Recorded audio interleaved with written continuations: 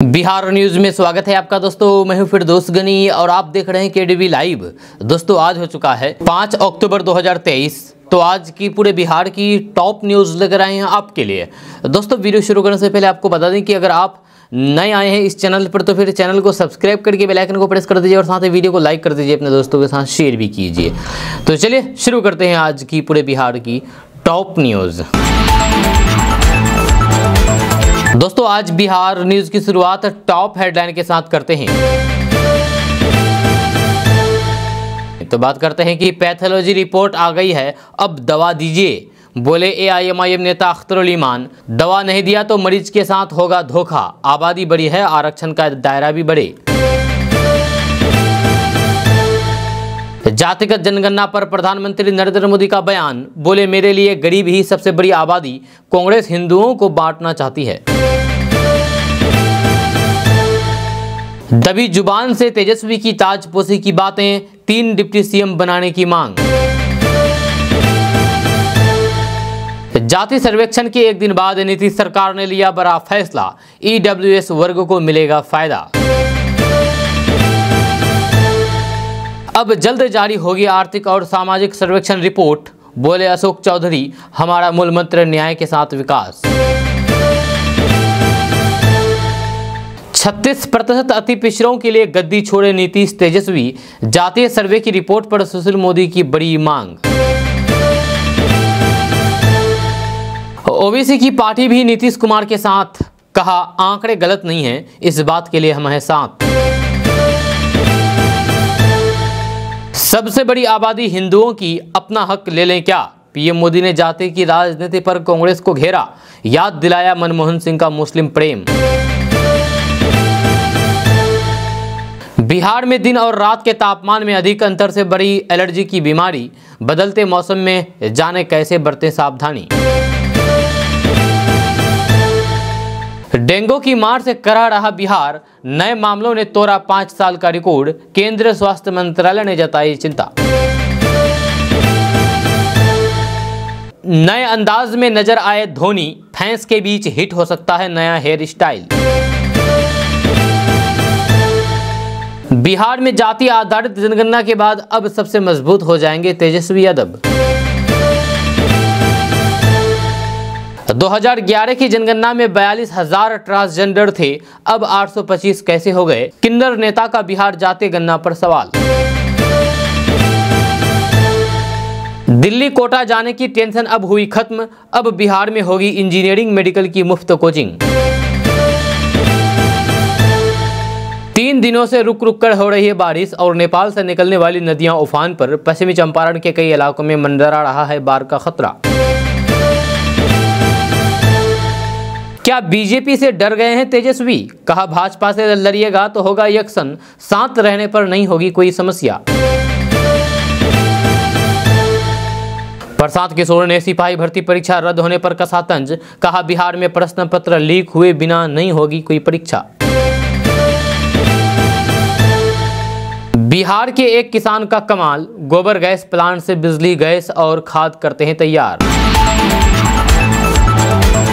दोस्तों बात करते हैं विस्तार से। तो बात करते हैं कि असदुद्दीन ओवैसी की पार्टी एआईएमआईएम के बिहार प्रदेश अध्यक्ष और विधायक अख्तरुल ईमान ने जातीय गणना रिपोर्ट पर सवाल खड़ा किया है। उन्होंने कहा है कि रिपोर्ट के जरिए अल्पसंख्यकों को बांटने की कोशिश की गई है। मुसलमानों को रिपोर्ट में पिछड़ा और अति पिछड़ा वर्ग में बांटा गया है। अख्तरुल ईमान ने मुसलमानों के लिए आरक्षण का दायरा बढ़ाने की मांग की है। उन्होंने कहा कि पैथोलॉजी की रिपोर्ट आ गई है, अब दवा की जरूरत है। यदि समय पर मरीज को दवा नहीं दिया गया तो फिर ये उसके साथ धोखा होगा। अख्तरुल ईमान ने कहा कि ये सिर्फ रिपोर्ट है, अभी बहुत कुछ काम करना बाकी है। हमने अपनी पार्टी की ओर से पक्ष रखा है। जब सर्वदलीय बैठक में हमने कहा है कि पिछड़ों एससी एसटी की आबादी बढ़ी है, ऐसे में अब रिजर्वेशन का भी आकार बढ़ना चाहिए। जो पिछड़ी और अति पिछड़ी जातियां हैं उसमें बहुत सारे लोग पिछड़ जाते हैं। जी हाँ, 18% अल्पसंख्यक, 13% लोग ओबीसी में आते हैं, लेकिन उनको 5% भी भागीदारी नहीं मिल पाती है। इसीलिए केरल और तमिलनाडु के तौर पर यहाँ काम हो। उन्होंने कहा है कि जातीय गणना बिहार में कराने का मकसद ये था कि नीचे पायदान पर बैठे व्यक्तियों के साथ इंसाफ हो सके, इसीलिए हमने रिजर्वेशन बनाने की बात बैठक में रखी है। अख्तरुल ईमान ने कहा है कि सभी ने हमें चोट दिया है, किसी ने हमारे साथ भला नहीं किया है। दोस्तों बात करते हैं कि सरकार के द्वारा अभी तक 14 किस्त किसानों के लिए जारी कर दी है। जब पीएम किसान योजना के तहत मिलने वाले 2000 रुपये 4 महीने में वह 14 किस्त जारी कर दी गई है। अब 15वीं किस्त को लेकर के बड़ा अपडेट सामने आया है। जब मीडिया रिपोर्ट्स के मुताबिक केंद्र सरकार इसी साल नवंबर या फिर दिसंबर महीने में प्रधानमंत्री किसान सम्मान निधि योजना का पैसा किसानों के खाते में भेज सकती है। हालांकि इसे लेकर के केंद्र सरकार की तरफ से अभी तक कोई भी आधिकारिक बयान सामने नहीं आया है। केंद्र सरकार के द्वारा प्रधानमंत्री किसान सम्मान निधि योजना से जुड़े हुए किसानों के दस्तावेजों की भी जांच की जा रही है। इसके तहत गलत तरीके से पैसा लेने वाले किसानों पर कार्रवाई भी की जा रही है। प्रधानमंत्री किसान सम्मान निधि योजना के लिए अगर अभी तक आपने आवेदन नहीं किया है तो फिर अभी भी कर सकते हैं, आपको मौका है। इसके लिए आवेदन करने के लिए प्रधानमंत्री किसान सम्मान निधि योजना की ऑफिशियल वेबसाइट www.pmkisan.gov.in पर आप जा सकते हैं। वहां जाकर के आप अप्लाई कर सकते हैं। आपको बता दूं कि अगली किस्त यानी कि 15वीं किस्त के तहत 2000 रुपये मिलने वाली राशि से बहुत लोग वंचित रह सकते हैं। बहुत लोगों को 15वीं किस्त नहीं मिल सकते हैं क्योंकि बहुत से लोग अभी तक ई-केवाईसी नहीं कराया है। जहाँ अगर आप भी 15वीं किस्त लेना चाहते हैं और ई-केवाईसी नहीं कराए हैं तो आप अभी ई-केवाईसी करा ले, नहीं तो आपको 15वीं किस्त नहीं मिलेगी। जब बहुत जल्दी ये किस्त जारी होने वाली है। ऐसे में अगर आप बिहार के रहने वाले हैं या फिर पूरे देश के कहीं किसी भी क्षेत्र के रहने वाले हैं और पीएम किसान योजना का लाभ उठा रहे हैं तो आपको 15वीं किस्त तभी मिलेगी जब आप केवाईसी कराएंगे या फिर कर लिए हैं। जब नहीं किए तो अभी कर लीजिए। 15वीं किस्त पाने के लिए ई-केवाईसी करना जरूरी हो गया है। बिना ई-केवाईसी कराए किसानों के खाते में पैसे नहीं भेजा जाएगा। दोस्तों बात करते हैं कि बिहार की जाति गणना के आंकड़े के मुताबिक बिहार में कुल 215 जातियां पाई गई है। लेकिन हैरानी की बात यह है कि इन 215 में से मात्र 20 जातियों के लोग ही जनप्रतिनिधि के रूप में संसद तक पहुंच पाए हैं। मतलब बिहार की 195 जातियां संसद तक पहुंचने से भी वंचित है। जहाँ इसका एक मुख्य कारण ये भी है कि राज्य की यानी कि बिहार की राजनीतिक में मात्र 10 से 15 जातियों की प्रतिनिधि ही ऐसे हैं जो सक्रिय हैं। मीडिया रिपोर्ट्स के अनुसार 2019 के आम चुनाव में बिहार में 40 लोकसभा सीटों पर अलग अलग पार्टियों के नेताओं ने जिन्हें चुनावी मैदान में उतारा था उनमें 215 में से मात्र 21 जातियों को ही इस लायक समझा गया था। जहां अगर बिहार की कुल जातियों के अनुसार प्रतिशत के अनुसार ये आंकड़ा देखा जाए तो फिर ये मात्र 10% है। मतलब यह है कि बिहार में राजनीति करने वाली राजनीतिक पार्टियों ने 90% जातियों को राजनीति के लायक माना ही नहीं है। आपको बता दें कि बिहार की जिन सीटों को रिजर्व नहीं किया गया है उन सीटों पर यादव, भूमिहार, राजपूत, ब्राह्मण, कुर्मी, कोयरी, मल्लाह के बीच ही टिकटों के लिए मारामारी होती है। लोकसभा की बात करें तो राज्य की 40 में से मात्र 6 सीटें अनुसूचित समुदाय के लिए रिजर्व है।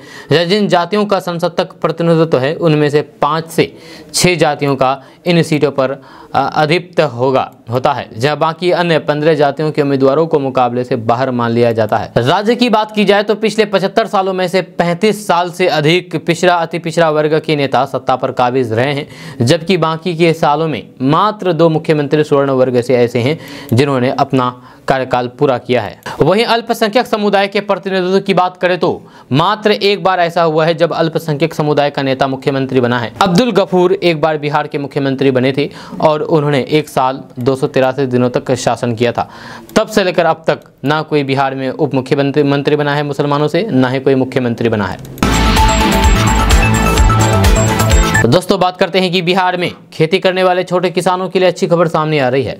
ताज़ा रिपोर्ट्स के मुताबिक बिहार सरकार ने बिहार में छोटे किसानों के लिए कानून में बदलाव किए हैं जिससे छोटे किसानों को खेती करने में कई तरह के लाभ मिलेंगे। खबर के अनुसार कृषि विभाग ने ईबीसी, ओबीसी और छोटे किसानों को कृषि यंत्रों की खरीद के लिए एलपीसी में राहत दी है। नए नियम के अनुसार बिहार में 20,000 रुपये के कृषि यंत्र खरीदारी के लिए लैंड पोजीशन सर्टिफिकेट यानी कि एलपीसी की अनिवार्यता खत्म कर दी है। वहीं कृषि यांत्रिकरण योजना के अंतर्गत अत्यंत पिछड़ा वर्ग के किसानों को भी अनुसूचित जाति और फिर अनुसूचित जनजाति के किसानों के समान ही अनुदान मिलेगा, जहां इससे छोटे किसानों को खेती करने के लिए यंत्र की खरीदारी करना आसान हो जाएगा। आपको बता दें कि बिहार सरकार ने कृषि यंत्र एवं उपकरण पर अनुदान के लिए कुल 119 करोड़ रुपए की योजना स्वीकृत की गई है, जहाँ वहीं 20,000 रुपये के अनुदान वाले कृषि यंत्रों पर किसान 3 साल पुराने रसीद के आधार पर इसकी खरीदारी कर सकेंगे। दोस्तों बात करते हैं कि बिहार बोर्ड 10वीं और 12वीं की परीक्षा को लेकर के बड़ा अपडेट जारी किया है। जिन छात्रों ने मैट्रिक और इंटर की परीक्षा के लिए रजिस्ट्रेशन किया है लेकिन उनकी साल भर की अटेंडेंस 75% से यदि कम है यानी कि 75% से हाजिरी कम है तो फिर ऐसे छात्र बोर्ड परीक्षा में भाग नहीं ले सकेंगे, क्योंकि बोर्ड ने 75% उपस्थिति अनिवार्य कर दी है। बिहार बोर्ड 10वीं और 12वीं की अटेंडेंस की जानकारी बोर्ड अध्यक्ष आनंद किशोर ने दी है। बोर्ड अध्यक्ष आनंद किशोर ने बताया है कि साल 2025 की मैट्रिक और इंटर परीक्षा में इसे लागू कर दिया जाएगा। आपको बता दें कि ये नियम इस बार होने वाली बोर्ड परीक्षा के लिए नहीं है, क्योंकि आधे से ज़्यादा सत्र बीत चुका है। ऐसे में कई लोगों ने बड़ी मात्रा में अटेंडेंस 75% से कम रह सकती है, क्योंकि उन्हें इस नए नियम के बारे में पता नहीं था। इसीलिए 2025 बोर्ड के लिए इस नियम को निकाला गया है। आपको बता दें कि ये जानकारी स्कूल पहले से ही दे चुका है। आपको बता दें कि पहले भी हाल ही में बिहार बोर्ड ने 9वीं से 12वीं तक 75% उपस्थिति अनिवार्य की है। जिन छात्रों की उपस्थिति निर्धारित मानक से कम रहेगी उन्हें साल 2024 की बोर्ड परीक्षा में शामिल नहीं होने दिया जाएगा, जहां इसके लिए डेडलाइन भी है, जहां छात्रों को 75% उपस्थिति फरवरी तक पूरी करनी होगी। दोस्तों बात करते हैं कि नेपाल के तराई इलाके में लगातार 3 दिनों से बारिश हो रही है। जहाँ कभी तेज तो कभी धीमी बारिश होने से गंडक नदी का जलस्तर एक बार फिर से बढ़ने लगा है। जहाँ नदी के बढ़ते जलस्तर से वाल्मीकि नगर गंडक बराज का 36 फाटक खोल दिया गया है। जहाँ आज सुबह गंडक नदी में वाल्मीकि गंडक बराज से 1,23,300 क्यूसेक पानी डिस्चार्ज किया गया है, जिससे गंडक नदी के किनारे बसे गाँव के ग्रामीण एक बार फिर से बाढ़ की जद में आ गए हैं। जब वहीं जिला प्रशासन भी पूरी तरीके से मुस्तैद है, जहाँ जिला पदाधिकारी द्वारा तटबंधों की सुरक्षा के लिए 24/7 यानी कि 24 घंटा 7 दिन ड्यूटी करने का कनीय से लेकर के वरीय अभियंताओं को निर्देश दिया गया है और फिर सजग रहने का निर्देश के साथ ही हर पल की जानकारी देने को कहा गया है। वहीं जिले में बहने वाली बलोड़, सिकरहना, पंडई सहित सभी नदियों का जलस्तर भी फिर से बढ़ने लगा है। किसान बारिश को धान के फसल के लिए अमृत वर्षा मान रहे हैं, लेकिन अत्यधिक बारिश होने पर नुकसान की भी बात कह रहे हैं। नेपाल में पिछले 24 घंटे में उत्तरी बिहार की नदियों के जलस्तर क्षेत्रों में अपेक्षाकृत अधिक बारिश के कारण राज्य की यानी कि बिहार के कई इलाकों में बहने वाली प्रमुख और छोटी नदियों का जलस्तर बढ़ गया है। हालांकि अधिकतर जगहों पर नदियां खतरे के निशान से नीचे बह रही है।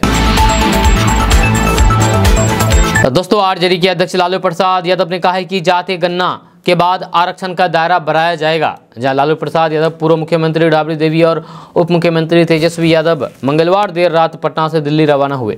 जहां दिल्ली एयरपोर्ट पर मीडिया से बातचीत में लालू प्रसाद यादव ने कहा है कि बिहार में हम लोगों ने जातिगत गणना कराई है, जहाँ ये अब पूरे देश में होनी चाहिए, जहाँ इससे पूरे देश के गरीबों को, दलितों को लाभ होगा, सबको वाजिब हक मिलेगा। लालू प्रसाद यादव से मीडिया ने बातचीत में कहा है कि क्या आरक्षण के दायरे को बढ़ाया जाएगा। इस सवाल पर खुल करके जवाब दिया, जहां उन्होंने कहा कि जैसी संख्या आई है उस अनुपात में आरक्षण का दायरा बढ़ाया जाएगा। जब बीजेपी ने इतने दिन तक हक मारा, हम उसकी हक मारी पकड़ में आ गई है। लैंड फॉर जॉब स्कीम मामले में कहा है कि ये तो होता ही रहता है, जहाँ डरने की क्या बात है, कोई डरने वाला काम किया हो तब ना कोई दिक्कत होगा। वहीं उप मुख्यमंत्री तेजस्वी यादव ने पत्रकारों पर हुए कार्रवाई पर कहा है कि जो सच बोलता है मोदी के राज में उस पर कार्रवाई हो जाती है। जहाँ सबको पता है कि क्यों ऐसा किया जा रहा है। जिस हिसाब से एजेंसी और इंस्टीट्यूशन है, पुलिस है, उसका दुरुपयोग कर रहे हैं। जो नेता आते हैं जाते हैं, सरकार आती है जाती है, लेकिन वही पुलिस रहेगी, वही एजेंसी रहेगी। उन्होंने कहा है कि पत्रकारों के साथ या फिर और लोगों के साथ हम लोग तो झेल ही रहे हैं। आपको बता दें कि नौकरी के बदले जमीन घोटाले मामले में दिल्ली की राउज एवेन्यू कोर्ट में बुधवार को लालू प्रसाद, राबड़ी देवी और तेजस्वी यादव की पेशी होनी थी। इस सिलसिले में तीनों दिल्ली गए हुए थे और तेजस्वी यादव को इस बेल भी मिल गया है। दोस्तों बात करते हैं कि सबसे बड़ी आबादी वाले हिंदू अब आगे बढ़कर के अपने सारे हक ले लें क्या। हिंदुओं को बांट करके कांग्रेस इस देश को तबाह करना चाहती है, गरीबों को बांटना चाहती है। प्रधानमंत्री नरेंद्र मोदी ने मंगलवार को छत्तीसगढ़ में न सिर्फ कई विकास परियोजनाओं की सौगात दी, बल्कि बिहार में जाति आधारित गणना के आंकड़ों के जारी किए जाने के बाद शुरू हुई राजनीति पर भी बोले। उन्होंने कहा है कि कांग्रेस ने अब जितनी आबादी उतनी हक वाला राग अलापने शुरू कर दी हैं। पीएम मोदी ने कहा है कि उनके लिए सबसे ज़्यादा आबादी गरीबों की है और गरीब कल्याण ही उनका मुख्य उद्देश्य है। इस दौरान उन्होंने प्रधानमंत्री रहते हुए मनमोहन सिंह द्वारा दिए गए बयान का जिक्र किया है। प्रधानमंत्री नरेंद्र मोदी ने कहा है कि मनमोहन सिंह कहते थे कि देश के संसाधनों पर पहला हक अल्पसंख्यकों का है, जहाँ उसमें भी मुसलमानों का है। जब प्रधानमंत्री नरेंद्र मोदी ने याद दिलाया है कि अब कांग्रेस कह रही है कि आबादी तय करेगी कि पहला हक किसका होगा। उन्होंने पूछा है कि क्या कांग्रेस अल्पसंख्यकों का हक खत्म करना चाहती है क्या। जहाँ पीएम मोदी ने कांग्रेस से स्पष्ट करने को कहा है कि क्या वे अल्पसंख्यकों को हटाना चाहती है। प्रधानमंत्री नरेंद्र मोदी ने कहा है कि सबसे बड़ी आबादी वाले हिंदू अब आगे बढ़कर के अपना सारे हक ले लें क्या। मैं पिछले काफ़ी समय से ये कह रहा हूँ कि कांग्रेस पार्टी के बड़े बड़े नेता मुंह में ताला लगा करके बैठे हैं, ना उनसे पूछा जाता है और न ही उनकी बोलने की हिम्मत है। जब कांग्रेस को अपने पर्दे के पीछे से ऐसे लोग चला रहे हैं और ऐसे खेल कर रहे हैं जो देश विरोधी है। जब कांग्रेस किसी भी कीमत पर देश के हिंदुओं को बांट करके भारत को तबाह करना चाहती है, जब वे गरीबों को बांटना चाहती है। आपको बता दें कि बिहार में जातिगत गणना में पिछड़ों की संख्या 63% और अनारक्षित वर्ग की संख्या 15% बताई गई है। जहाँ प्रधानमंत्री नरेंद्र मोदी ने नगरनार में भारत के सबसे आधुनिक स्टील प्लांट में से एक का भी लोकार्पण किया है। दोस्तों बात करते हैं कि बिहार में हुई जातिगत जनगणना की रिपोर्ट सामने आने के बाद कांग्रेस नेता प्रमोद कृष्णन ने कहा कि कुछ लोग जो जाति एवं धर्म के नाम पर बांटना चाहते हैं। जब दोनों ही कंडीशन में बंट देश रहा है। देश को विभाजन की जरूरत नहीं है, विमर्श की जरूरत है। भारत का संविधान बाबा साहेब का संविधान है जो उत्कृष्ट घोषणा करता है कि जाति धर्म एवं लिंग के आधार पर कोई भी भेदभाव नहीं किया जाना चाहिए। ऐसे में नेताओं को सोचना चाहिए कि सत्ता बड़ी है या फिर देश बड़ा है। उन्होंने कहा है कि अगर जाति के हिसाब से पद तय होते हैं तो फिर इस लिहाज से बिहार में दलितों की संख्या ज़्यादा है, मुसलमानों की संख्या ज़्यादा है, तो फिर वहाँ कोई दलित या फिर मुसलमान मुख्यमंत्री होना चाहिए। इतना ही नहीं, नीतीश को एक मिसाल पैदा करनी चाहिए और अपने पद को त्याग करके किसी दलित को मुख्यमंत्री बना देना चाहिए। वहीं पश्चिमी उत्तर प्रदेश को अलग राज्य बनाने की मांग पर उन्होंने कहा है कि पाकिस्तान तो पहले ही बन चुका है, अब किसी और पाकिस्तान की जरूरत नहीं है। जहां उन्होंने शायराना अंदाज में कहा है कि कितनी दीवारें हो गई हैं इस घर के दरमियान, घर ही कहीं छुप गया है इन दीवारों के बीच। विभाजन किसी सूरत का हल नहीं होना चाहिए, पहले ही देश में बहुत बंटवारा हो चुका है। दोस्तों बात करते हैं कि मौसम में बदलाव के साथ ही खांसी, जुकाम और वायरल बुखार के मरीज बढ़ने लगे हैं। सरकारी अस्पतालों की ओपीडी में हर रोज 300 से 400 मरीज पहुंच रहे हैं। शिशु ओपीडी में हर दिन करीब 200 बच्चे इलाज कराने पहुंच रहे हैं, जहाँ इसमें 65% से अधिक वायरल से पीड़ित हैं। जहाँ ऐसे में चिकित्सक भी यानी कि डॉक्टर भी बचाव की सलाह दे रहे हैं। जहाँ मेडिसिन विभाग के डॉक्टर CK दास ने कहा है कि इन दिनों मौसम में तेजी से बदलाव हो रहा है, ऐसे में स्वास्थ्य के प्रति सचेत रहने की जरूरत है। सुबह शाम के साथ रात में ठंड और दिन में गर्मी होने से लोग बीमार हो रहे हैं। जहाँ डॉक्टरों का कहना है कि बदलते मौसम में इम्यून सिस्टम कमजोर हो जाता है, ऐसे में सर्दी, जुकाम और फिर बुखार की परेशानी आम बात है। शिशु रोग विशेषज्ञ डॉक्टर चिन्मयी शर्मा कहते हैं कि अभी बच्चे खांसी और फिर बुखार के अधिक आ रहे हैं। डॉक्टर ने कुछ सावधानियां भी बरतने के लिए सलाह दी है। डॉक्टर का कहना है कि आइसक्रीम, पेस्ट्री, कोल्ड ड्रिंक आदि के सेवन से बचें, फ्रिज में रखी ठंड चीज़ें खाने से बचें। यदि किसी व्यक्ति को खांसी या फिर जुकाम है तो उसे दूरी बना करके रखें। नियमित रूप से मास्क का प्रयोग करें। खांसी और फिर जुकाम होने पर गुनगुना पानी पिएं। या बीमारी होने पर तुरंत सरकारी अस्पताल में संपर्क करें। डॉक्टर साहब ने इम्यूनिटी बढ़ाने के लिए कुछ खाने के लिए भी सलाह दी है। उन्होंने कहा है कि जिन लोगों को जल्दी सर्दी, जुकाम, बुखार जैसे बीमारियां पकड़ लेती है, अक्सर उन लोगों का इम्यून सिस्टम कमज़ोर हो जाता है। उन लोगों को इम्यून स्ट्रॉन्ग करने वाली चीज़ें खानी चाहिए। खासतौर पर हरी सब्जियाँ, गाजर, मूली, टमाटर जैसी सब्जियाँ अधिक मात्रा में लेनी चाहिए, क्योंकि इनमें एंटीऑक्सीडेंट तत्व होते हैं जो शरीर में जमे तत्वों को बाहर निकालने में मदद करते हैं। इसके साथ ही फलों में भी सेहत का राज छुपा होता है जो बॉडी को फ्रेश रखता है और शरीर को बीमारी से बचाता है। दोस्तों बात करते हैं कि इंडिया के सबसे सफल लीडर महेंद्र सिंह धोनी, जिन्हें बड़े ही समर्पितता और फिर कूल माइंडसेट के लिए जाना जाता है, जो उन्होंने अपने हेयर स्टाइल के साथ भी हमेशा से ही फैंस का ध्यान आकर्षित कराया है। वे क्रिकेट जगत के एक बहुत ही प्रसिद्ध और फिर प्रतिष्ठित खिलाड़ी हैं और उनका हेयर स्टाइल भी उनकी व्यक्तिगतता को प्रकट करता है। जब धोनी का हेयर स्टाइल हमेशा उनके व्यक्तिगत चरित्र और फिर दर्शकों के दिलों में जगह बनाता रहा है। जहाँ उनके विभिन्न हेयर स्टाइलों ने उनकी व्यक्तिगतता को प्रमोट किया है और फिर क्रिकेट के बाहर भी उन्हें मशहूर बना दिया है। आपको बता दें कि धोनी का अभी हाल ही का एक तस्वीर वायरल हो रही है जिसमें उन्होंने एक नई हेयर स्टाइल रखे हुए हैं, जहां लोग अभी इस हेयर स्टाइल को काफ़ी पसंद कर रहे हैं और धोनी को मुबारकबाद दे रहे हैं कि अब धोनी का ये हेयर स्टाइल कॉपी हो जाएगा, यानी कि लोग इस हेयर स्टाइल को अपनाएंगे। जहां आप जो मोबाइल स्क्रीन पर जो तस्वीर देख रहे हैं, यही वो तस्वीर है जो धोनी अपना हेयर स्टाइल रखा है। ये नया हेयर स्टाइल है, जी हाँ, धोनी का।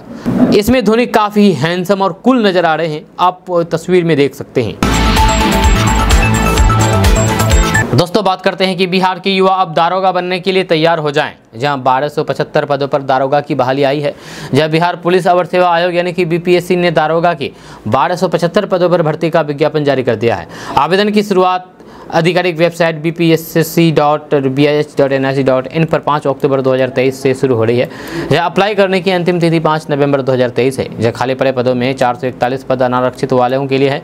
एससी के 275 पद, एससी के 16 पद, अत्यंत पिछड़ा वर्ग के 238 पद, पिछड़ा वर्ग के 107 पद, पिछड़े वर्ग की महिलाओं के लिए 82 पद है। ईडब्ल्यूएस के 111 पद और फिर ट्रांसजेंडरों के लिए 5 पद आरक्षित है। इसके लिए प्रीलिम्स एग्जाम, मेंस एग्जाम और फिर फिजिकल टेस्ट का आयोजन होगा। तीनों चरणों से गुजरने वाले युवाओं को जो वर्दी मिलेगी उस पर 2 स्टार चमकेंगे। 18 साल से 37 साल के युवा जो किसी भी विषय में ग्रेजुएट हों वे अप्लाई कर सकते हैं। जहाँ इसके लिए आयु की गणना 1 अगस्त 2023 से होगी। जहाँ इसके साथ ही अलग अलग वर्गों के उम्मीदवारों को इसकी श्रेणी के अनुसार उम्र सीमा में छूट दी जाएगी।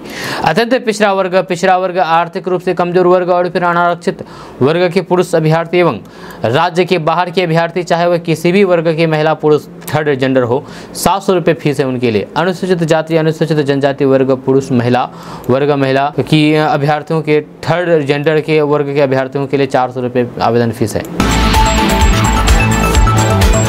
दोस्तों बात करते हैं कि बिहार में हुई जाति आधारित गणना यानी कि जनगणना की रिपोर्ट सार्वजनिक करने के बाद मुख्यमंत्री नीतीश कुमार ने एक मिसाल कायम कर दी है, जबकि उप मुख्यमंत्री तेजस्वी यादव की बातें खिल गई है। इस रिपोर्ट से ये बात तो साफ हो गई है कि पूरे बिहार में यादव बिरादरी की संख्या सबसे ज्यादा है। हालांकि अप्रत्यक्ष रूप से अब तक यही माना जा रहा था कि यादव बिरादरी की संख्या वहां अधिक है, लेकिन उसका कोई वैधानिक प्रमाण नहीं था। जब इस रिपोर्ट के आने के बाद वैधानिक रूप से ये स्पष्ट हो गया है कि बिहार में 14% आबादी यादव बिरादरी की है, जो सबसे ज़्यादा है। ऐसे में अब हर चुनाव में तेजस्वी यादव का न सिर्फ कॉन्फिडेंस लेवल बढ़ेगा, बल्कि अन्य दलों के नेता भी उन्हें कमज़ोर समझने की गलती नहीं करेंगे। अब बिहार देश का पहला ऐसा राज्य बन गया है जिसने जातिगत जनगणना करा करके रिपोर्ट भी सार्वजनिक कर दी है, यानी कि रिपोर्ट भी लोगों के सामने ला करके रखती है। ऐसे में बिहार के मुख्यमंत्री नीतीश कुमार ने आगामी लोकसभा चुनाव से पहले एक ऐसा दांव खेल दिया है जो शायद लोकसभा चुनाव में अन्य मुद्दों के साथ ये भी एक बड़ा मुद्दा बनेगा। जहाँ उधर नीतीश कुमार की इस रिपोर्ट के बाद बिहार की सबसे बड़ी आबादी विपक्षी पार्टी है, जहाँ भाजपा में खलबली मच गई है। जहाँ किसी न किसी बहाने से भाजपा इस सर्वे रिपोर्ट में खोट निकालने की कोशिश कर रही है, जबकि जाति आधारित जनगणना कराने को लेकर के जब बिहार की तत्कालीन सरकार ने 2019-20 में विधानसभा में प्रस्ताव पारित किया था तो इसका समर्थन बीजेपी ने भी किया था, जब तब नीतीश कुमार बीजेपी के साथ हुआ करते थे। आज इस रिपोर्ट को सार्वजनिक करने के बाद बीजेपी के नेताओं का कहना है कि रिपोर्ट में कुछ गलतियां हैं। कुछ नेताओं ने यहाँ तक कहते आरोप लगाया है कि स्वर्ण जातियों की संख्या ठीक से नहीं दर्शाई गई है। ऐसे आरोप लगाने वाले नेताओं का कहना है कि 2022 में विकिपीडिया ने बिहार में स्वर्ण जातियों की जनसंख्या 22% के आसपास बताई गई थी, जबकि इस बार घट करके वे लगभग 15% हो गई है। जब बिहार में सबसे ज्यादा आबादी अत्यंत पिछड़ा वर्ग के लिए लोगों के लिए है, जिनकी आबादी 36% के आसपास बताई गई है, जबकि ओबीसी की आबादी 27% के आसपास है, जबकि मुस्लिम की आबादी 17% बताई गई है। दोस्तों बात करते हैं कि बिहार में जातिगत जनगणना रिपोर्ट जारी होने के बाद से ही उस दिन से ही ट्रांसजेंडर समुदाय ने रिपोर्ट पर ही सवाल खड़े कर दिए हैं। यह थर्ड जेंडर का समर्थन करने वाली सामाजिक कार्यकर्ता रेशमा प्रसाद ने कहा है कि हमें सरकारी नौकरी से लेकर के पंचायत चुनाव में तक 1% तक का आरक्षण मिलना चाहिए। साथ ही रिपोर्ट पर कहा है कि 2011 की जनगणना के अनुसार जब ट्रांसजेंडर समुदाय की संख्या 42,000 थी तो फिर राज्य सरकार हमारी गिनती 825 कैसे कर सकती है। मुझे आश्चर्य है कि बिहार सरकार ने जातीय सर्वेक्षण के आंकड़ों को कैसे अंतिम रूप दे दिया। जब वहीं सामान्य प्रशासन विभाग के एक वरिष्ठ अधिकारी ने बताया है कि 825 लोग ऐसे थे जिन्होंने जातीय सर्वेक्षण के लिए विकसित बिजागा मोबाइल एप्लीकेशन पर जाति कोड 22 के तहत ट्रांसजेंडरों के रूप में पहचाने जाने का विकल्प चुना था, जबकि अन्य 82,836 ने लिंग के तहत अन्य के रूप में पहचान करने का विकल्प चुना था। रेशमा प्रसाद ने 18 अगस्त से पटना उच्च न्यायालय के आदेश को सुप्रीम कोर्ट में चुनौती दी है, जिसमें इस तथ्य को ध्यान में रखे बिना उनकी रिट याचिका निपटारा कर दिया गया था। वहीं इस मामले पर सुप्रीम कोर्ट में याचिकाकर्ता और रेशमा प्रसाद की वकील रितु राज ने कहा है कि बिहार जाति सर्वेक्षण में एक जाति के रूप में ट्रांसजेंडर समुदाय के गलत वर्गीकरण के परिणाम स्वरूप समुदाय के खिलाफ भेदभाव हुआ है, क्योंकि इसने उनकी लिंग और 100 वर्गीकरण का अधिकार छीन लिया है। जहां हमने इसे सुप्रीम कोर्ट में चुनौती दी है और मामले की सुनवाई अगले हफ्ते होने की संभावना है। वहीं रेशमा प्रसाद ने कहा है कि मैं राज्य सरकार की 83,000 ट्रांसजेंडर गिनती को स्वीकार करने को तैयार हूं, लेकिन मैं इसकी गणना पद्धति को सही करने के लिए कानूनी लड़ाई लड़ना जारी रखूंगा और राज्य सरकार को इस पर सफाई देनी होगी। दोस्तों, बिहार के कटिहार से एक हैरान कर देने वाला मामला सामने आया है। यहाँ एक चाची को अपने ही भतीजा से इश्क हो गया, जिसके बाद वे घर में रखे पैसे, जेवरात और फिर संपत्ति के कागजात लेकर के फरार हो गई। यह चाची फरार हो गई।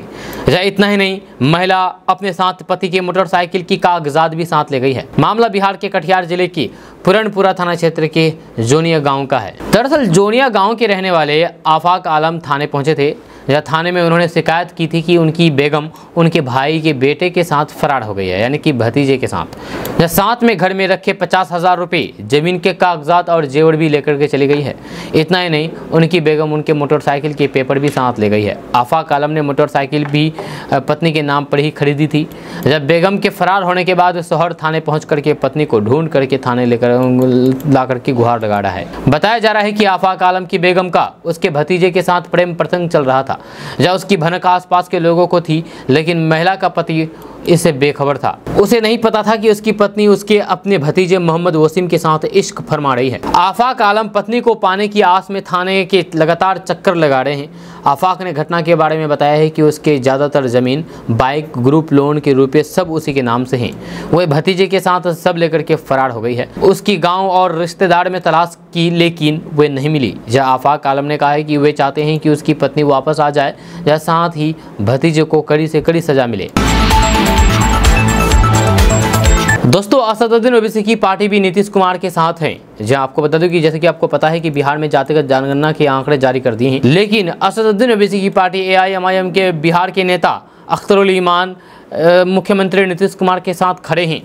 जहाँ जातिगत आंकड़ों को लेकर के राजनीतिक घमासान तेज है, इसको लेकर के जहां एक और सरकार ये कह रही है कि आंकड़े सही नहीं हैं, वहीं विपक्ष में बैठी भाजपा का कहना है कि आंकड़े गलत है। जहाँ इसी विरोध को देखते हुए मंगलवार को मुख्यमंत्री नीतीश कुमार ने एक सर्वदलीय बैठक बुलाई थी, जिसमें उप मुख्यमंत्री तेजस्वी यादव, जनता दल यूनाइटेड के प्रतिनिधि और फिर राज्य सरकार के मंत्री विजय कुमार चौधरी और विजेंद्र यादव, पूर्व मुख्यमंत्री एवं हिंदुस्तानी अवाम मोर्चा के प्रमुख जीतन राम मांझी, कांग्रेस विधायक दल के नेता शकील अहमद खान, असदुद्दीन ओवैसी की पार्टी एआईएमआईएम के लौते विधायक अख्तरुल ईमान, सीपीएम के अजय कुमार, सीपीआई-एमएल के महबूब आलम, सीपीआई के सूर्यकांत पासवान और फिर फिलहाल विधानसभा में विपक्ष के नेता विजय कुमार चौधरी मौजूद थे। वहीं पर एआईएमआईएम के इकलौते विधायक अख्तरुल ईमान का कहना है कि जो कुछ भी सर्वे होगा वह 100% दुरुस्त नहीं हो पाता है। जब सरकारी काम में थोड़ी बहुत गलतियां होती रहती है, लेकिन मैं समझता हूं कि इस देश में लोगों का पेशा लोगों की जाति से तय होता है। जहां उसकी अमीरी और गरीबी उसके जाति से ही तय हो जाती है।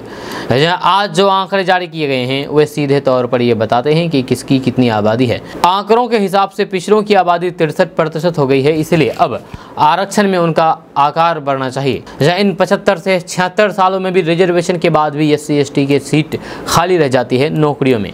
इसका मतलब उनका सामाजिक, उनका शैक्षणिक और उनका आर्थिक उत्थान नहीं हो सका है। यही हाल माइनॉरिटी का भी है, इसलिए रिजर्वेशन का आंकड़ा बढ़ाया जाए।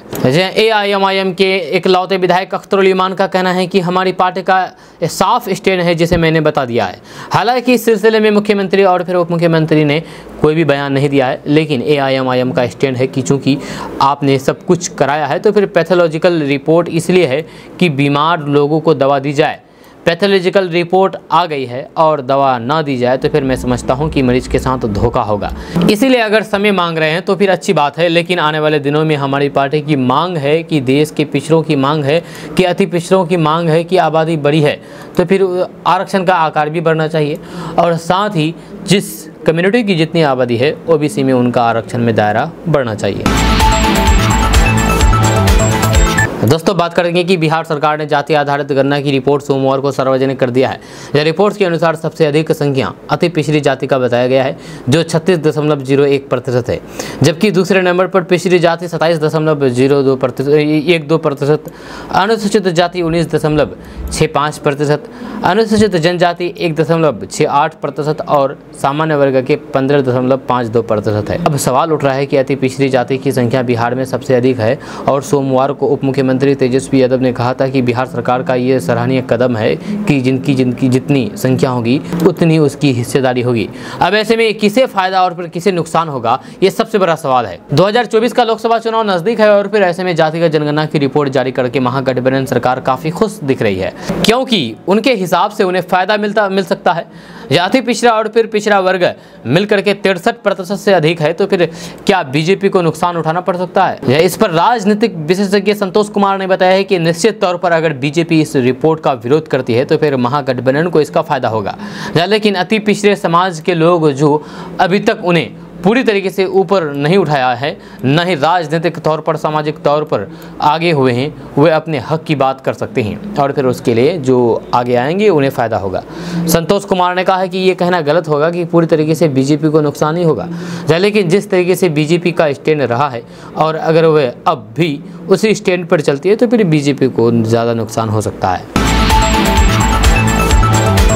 कोचों की संख्या बढ़ने से यात्रियों को कंफर्म टिकट आसानी से मिल जाएगा और त्योहारी सीजन में घर पहुंचने में कोई भी दिक्कत नहीं होगी।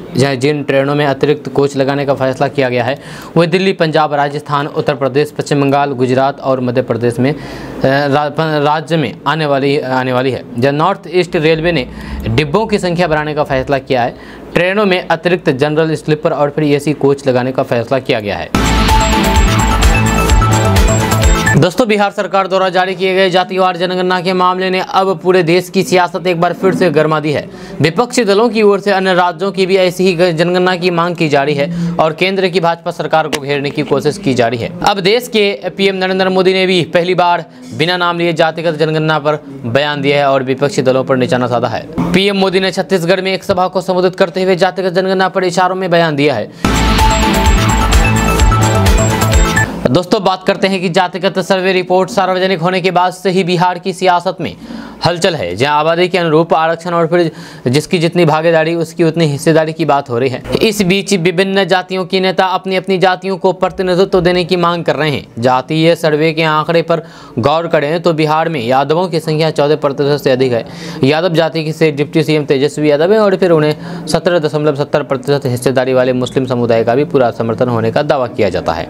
ऐसे में दबी जबान सही 2.87% हिस्सेदारी वाली कुर्मी जाति से आने वाले मुख्यमंत्री नीतीश कुमार से सीएम की कुर्सी छोड़ने और तेजस्वी यादव को सीएम बनाने की बातें भी सियासी गलियारों में उठने लगी है। बिहार में डिप्टी सीएम तेजस्वी यादव को सीएम बनाने की दबी जबान से मांग के बीच विभिन्न जातियों से डिप्टी सीएम बनाने की भी मांग जोर पकड़ ली है। दरअसल सरकार की ओर से जारी जातिगत जनगणना आंकड़ों के हिसाब से अति पिछड़ा वर्ग की आबादी का लगभग 36% है, लेकिन इसके हिस्से से कोई भी डिप्टी सीएम नहीं है। वहीं अनुसूचित जाति की संख्या 19.65% है और मुसलमान 17% है। इन्हीं आंकड़ों का हवाला देकर के कांग्रेस के पूर्व अध्यक्ष अनिल शर्मा ने 3 नए डिप्टी सीएम बनाने की मांग सीएम नीतीश कुमार से की है। अनिल शर्मा ने ट्वीट करके कहा है कि मुख्यमंत्री नीतीश कुमार को जिसकी जितनी संख्या भारी उसकी उतनी हिस्सेदारी के नारे एवं परोपकार अपने घर से शुरू होता है कि हक की कहावत को चरितार्थ करना चाहिए। इसके लिए उन्हें अपने मंत्रिमंडल में एक मुस्लिम, अति पिछड़ा और अनुसूचित जाति के नेता को उप मुख्यमंत्री बनाना चाहिए। वहीं अब जीतन राम मांझी की पार्टी हिंदुस्तानी अवाम मोर्चा भी यही डिमांड कर रही है। हिंदुस्तानी अवाम मोर्चा की राष्ट्रीय सचिव डॉक्टर तारा श्वेता आर्या ने पार्टी का पक्ष रखते हुए कहा कि जातीय सर्वेक्षण रिपोर्ट के सामने आने के बाद ये साफ हो गया है कि राज्य में अनुसूचित जाति, अनुसूचित जनजाति, पिछड़ा वर्ग और फिर अति पिछड़ा वर्ग की बड़ी संख्या मौजूद है। उन्होंने कहा है कि आबादी पर आज तक ना तो इन्हें नौकरियों में ही अवसर मिल पा रहा है, ना सामाजिक हिस्सेदारी मिल रही है, इन्हें आरक्षण का उचित लाभ मिल नहीं पा रहा है जिसके वे हकदार हैं। ऐसी स्थिति में सरकार को इस बात पर विशेष ध्यान देना होगा कि जिसकी जितनी हिस्सेदारी उसकी उतनी भागीदारी होनी चाहिए। इस बीच तेजस्वी यादव की ताजपोशी के लिए भी भीतर ही भीतर अभियान चलाए जाने की बात सामने आ रही है। वहीं मुस्लिम मुख्यमंत्री की भी मांग हो रही है। इसको लेकर के सोशल मीडिया में भी मुस्लिम मुख्यमंत्री हैशटैग को ट्रेंड करवाया जा रहा है। आपको बता दूं कि जातिगत सर्वे रिपोर्ट के हिसाब से प्रदेश में यानी कि बिहार में 81.99% आबादी हिंदू है और फिर मुस्लिमों की संख्या करीब 17.7% है। दोस्तों, बात करते हैं कि नीतीश कुमार कैबिनेट में मंगलवार को न्यायिक सेवाओं और फिर राज्य संचालित लॉ कॉलेजों और विश्वविद्यालयों में आर्थिक रूप से कमजोर वर्गों के लिए 10% आरक्षण को मंजूरी दे दी है। मुख्य सचिव एस सिद्धार्थ ने बताया है कि कैबिनेट ने राज्य न्यायिक सेवा 1951 के दिशा निर्देश में संशोधन को मंजूरी दे दी है, जिससे न्यायिक सेवाओं और फिर राज्य संचालित कानून संस्थानों और विश्वविद्यालयों में EWS श्रेणी के लिए 10% आरक्षण की अनुमति मिल गई है। वरिष्ठ अधिकारी ने कहा है कि आरक्षण बदलाव की अधिसूचना की तारीख से लागू होगा। ये कदम बिहार सरकार द्वारा सोमवार को जातीय सर्वेक्षण पर आधारित आंकड़े का पहला सेट जारी करने के एक दिन बाद उठाया गया है। जाति आधारित गणना के आंकड़े के अनुसार राज्य की कुल आबादी में अन्य पिछड़ा वर्ग और फिर अत्यंत पिछड़ा वर्ग की हिस्सेदारी 63% है। राज्य की कुल जनसंख्या 13.7 करोड़ से अधिक है। दोस्तों बात करते हैं कि बिहार में जातिगत जनगणना के आंकड़े 2 अक्टूबर को जारी कर दिए गए हैं। बिहार सरकार के मंत्री अशोक चौधरी ने इसको लेकर के अपनी प्रतिक्रिया दी है। उन्होंने कहा है कि बाबा साहेब भीमराव अंबेडकर जी का सपना था कि सभी जाति बिरादरी के लोगों को समानता का अधिकार मिले, जहाँ सबका बेसिक प्लेटफॉर्म बराबर हो। ये नहीं कि किसी को उबड़ खाबड़ रोड में दौड़ा रहे हैं और फिर किसी को मिट्टी में दौड़ा रहे हैं और कोई समतल रोड पर दौड़ रहा है। जहाँ इन तीनों की सड़कों को बराबर करिए, तभी समाज हमारा आगे बढ़ेगा। मुख्यमंत्री नीतीश कुमार ये कर दिखाया है। इसके लिए नीतीश कुमार को कोटि कोटि धन्यवाद देते हैं कि कम से कम उन्होंने हिम्मत जुटाई और इस प्रदेश में जातीय गणना कराई। जब बिहार सरकार ने अपने खर्चे पर जातीय गणना कराई है, देश में बिहार पहला राज्य बन गया है जिसने जातीय गणना करा करके दुनिया और फिर देश को एक नज़ीर देने का काम किया है। अशोक चौधरी ने बताया है कि अब आर्थिक और सामाजिक सर्वेक्षण रिपोर्ट भी जारी किया जाएगा। ये रिपोर्ट भी आएगी कि किस गांव और पंचायत में किसका कितना वोट है। ये रिपोर्ट भी जल्द प्रकाशित किया जाएगा। बीजेपी का ये बयान जिसमें कहा गया है कि नीतीश कुमार को पहले अपना रिपोर्ट जारी करना चाहिए था, इस पर अशोक चौधरी ने कहा है कि बीजेपी के लोगों की बातों पर कुछ बोलने की भी मन नहीं करता है, जहां रिएक्शन भी देना हम नहीं समझते हैं। ये लोग बिहार में फ्रस्ट्रेट हो गए हैं, पॉलिटिकल बात नहीं करते हैं, सिर्फ इधर उधर की बातें करते रहते हैं। अशोक चौधरी ने कहा है कि हमारा मूल मंत्र न्याय के साथ विकास करना है। उन्होंने ये भी कहा है कि हमें पूरा विश्वास है कि जिस तरीके से बिहार से सीख लेकर के केंद्र सरकार ने महिला आरक्षण लागू करके लेकर के आई, उसी तरीके से देश भर में जाति आधारित गणना भी कराएगी। जब बिहार की तर्ज पर केंद्र सरकार भी जातीय गणना कराएगी, हमें पूरा उम्मीद है। दोस्तों आज का न्यूज़ बस यहाँ तक। कैसा लगा आपको नीचे कमेंट बॉक्स में कमेंट करके जरूर बताइएगा। अगर आप हमारे चैनल पर नए आए तो फिर चैनल को सब्सक्राइब करके बेल आइकन को प्रेस कर दीजिए और साथ ही वीडियो को लाइक कर दीजिए, अपने दोस्तों के साथ शेयर भी कीजिए। तो चलिए मिलते हैं फिर नेक्स्ट वीडियो के साथ, तब तक के लिए जय हिंद, जय बिहार।